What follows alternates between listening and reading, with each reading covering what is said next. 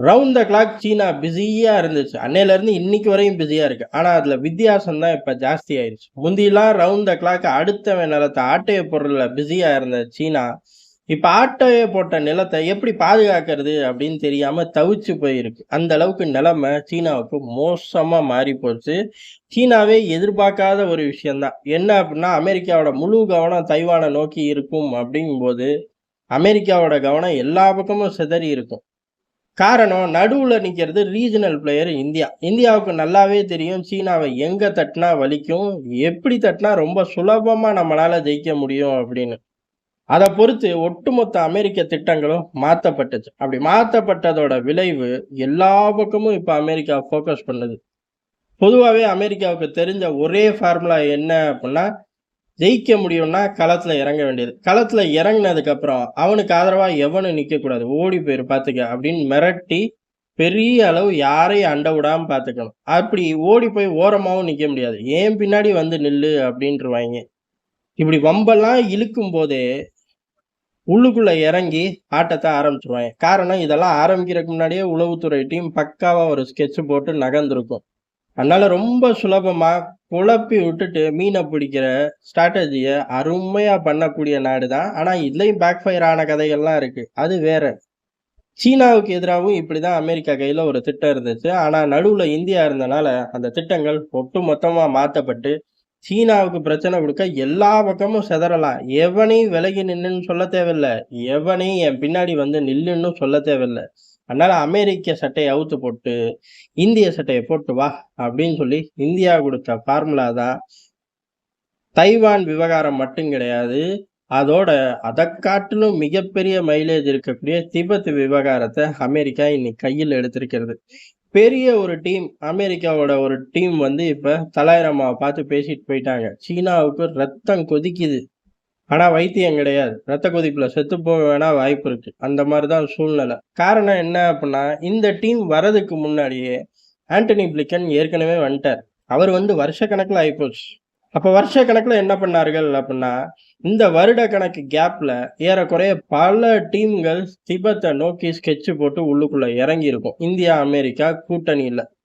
என்ன மாரியான ரீதியில அப்டின்னா, எல்லா ரீதியிலயும் ராணுவம், உளவுத்துறை, ராஜதந்திரம் அப்படின்னு 3 திசைகள்ல இருந்தும் திபெத்த ஃபோக்கஸ் பண்ணி பல்வேறு அமைப்புகள் உள்ள புகுந்திருப்பார்கள். அதுல பல விஷயங்கள அவர்கள் இப்ப கையில இருக்கும். அத எடுத்துட்டு அடுத்த ஸ்டெப் போறதுக்கு தயாரா இருக்கோம் அப்படிங்கிற சிக்னலும் தயாரா ஆயிட்டோம். அடுத்த ஸ்டெப் வேலைய ஸ்டேஜ் 2 நோக்கி திபெத்த நகர்த்தக்கூடிய வேல தான் இந்த அமெரிக்காவோட ஹை லெவல் டெலிகேஷன் டீம் வந்து பார்த்தது. ஏன் அப்டின்னா ஒரு பில்ல பாஸ் பண்ணிட்டு வராய்ங்க. பில்லு நம்ம ஊர்லயும் தான் ஏகப்பட்ட பில்லு பாஸ் பண்றோம். நம்ம ஆபீஸ்லயும் தான் ஏகப்பட்ட கிளைம் பில் பாஸ் பண்றோம். அந்த மாரி கிடையாது இது.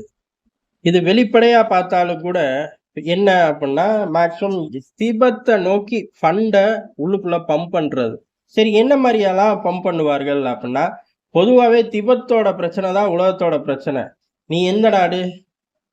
அது 2வது விஷயம். இன்னைக்கு நீ ஒழுங்கா இருக்கணும். உன் சங்கதி ஒழுங்கா இருக்கணும். அப்டின்னா திபெத் பிரச்சனை உலகத்துல இருக்கக்கூடாது. அப்படிங்கிற ஒரு மனநிலைய ஒட்டுமொத்த உலகத்திலயும் உருவாக்கிரும். இது அமெரிக்காவுக்கு கைவந்த கலை. இதுக்கான டாலர பம்ப் பண்றது. இது வெளிப்படையாவே அங்க இருக்கு. என்ன ஒண்ணு இந்த மொத்த சாராம்சமும் இருக்காது. சீனாவோட பொய் பிரச்சாரத்த முறியடிக்க அப்படின்னு சிங்கிள் லைன்ல இருக்கும். ஆனா அதுக்கு பின்னாடி உள்ள சாராம்சம் இதுதான்.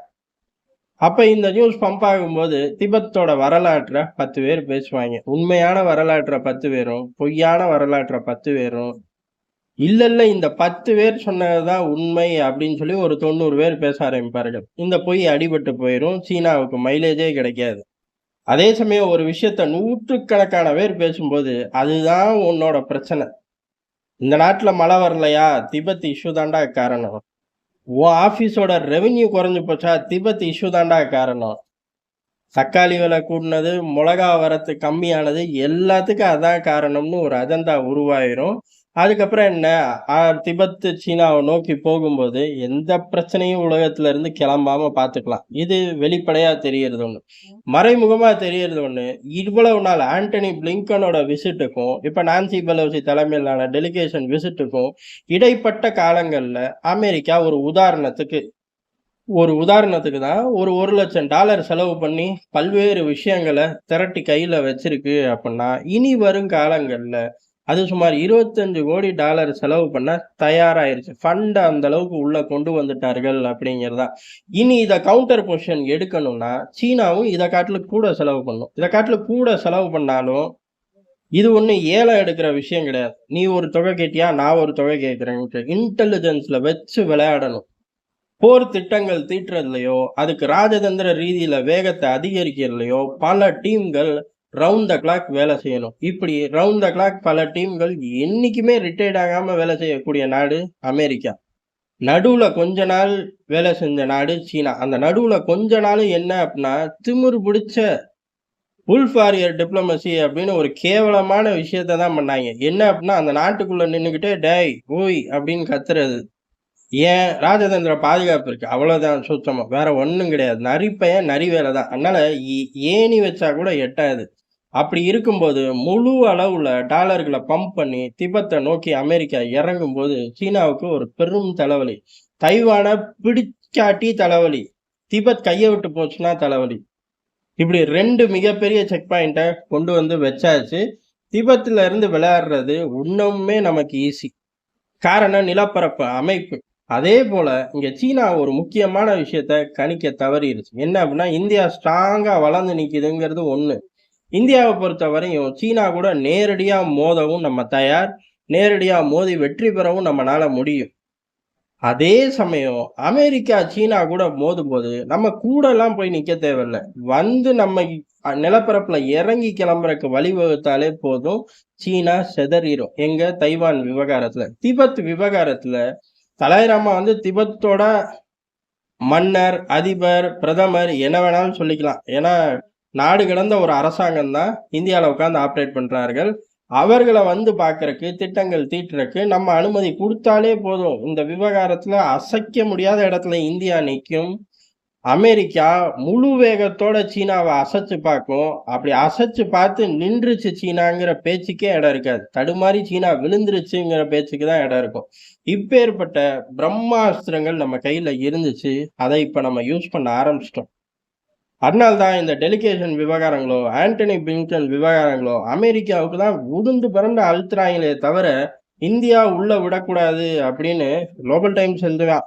அவன் ஒரு சீன உள்ளூர் ரவுடிக்கு சமம். அதனால அத நம்ம விட்டறலாம். ஆனா, ராஜதந்திர ரீதியா இந்தியாவ நோக்கி எதுவுமே செய்ய முடியாம கைய கட்டி போட்ட மாரி சீனா உட்கார்ந்திருக்கு. ஆனா, வருங்காலங்கள்ல இது அதிகரிக்கும். பெரிய அளவுல அதிகரிக்கும். தைவான் விவகாரமாகட்டும், திபெத் விவகாரமாகட்டும் 2 பக்கம் நம்ம கேட்ட தொறந்தாலே போதும். நம்மளோட பிரசன்ஸ் பெரிய அளவு தேவையில்ல. ஆனா, நம்ம கேட்ட தொறந்தே வச்சிருக்கோம் அப்படிங்கிற சிக்னல காட்டுனது மட்டும் இல்ல, அத நோக்கி நடந்து போயிட்டோம். ஆண்டனி பிளிங்கனோட விசிட் தலாய் நம்ம பார்த்தது எவ்வளவு வீரியமோ, அதைக் காட்டிலும் 100 மடங்கு வீரியம். ஜாஸ்தி தான் நான்சி பெலோசி தலைமையில டெலிகேஷன் வந்து பார்த்தது. ஏன்னா, இதுக்கப்புறம் டாலர்கள் பம்ப் ஆகுறதோட எண்ணிக்கை அப்படிங்கிறது கணிசமா இருக்கும். அத சீனா சமாளிக்கவே முடியாது. சமாளிக்கணும், சமாளிச்சு ட்ரை பண்ணணும் அப்படின்னாலும், சீனா பொருளாதார ரீதியா கடுமையான ஒரு செலவுல மாட்டிக்கும். அந்த செலவுகள் அப்படிங்கிறது ஒரு பக்கம் மட்டும் கிடையாது. திபெத், தைவான் அப்படின்னு சுத்தி, சுத்தி செலவு மட்டுமே பண்ணணும். ஆனா, அதோட அவுட்புட் கிடைக்குமா அப்படின்னா, சீன ராணுவத்தோட திறமைய எந்த தராசுலயும் வைக்க தேவையில்ல.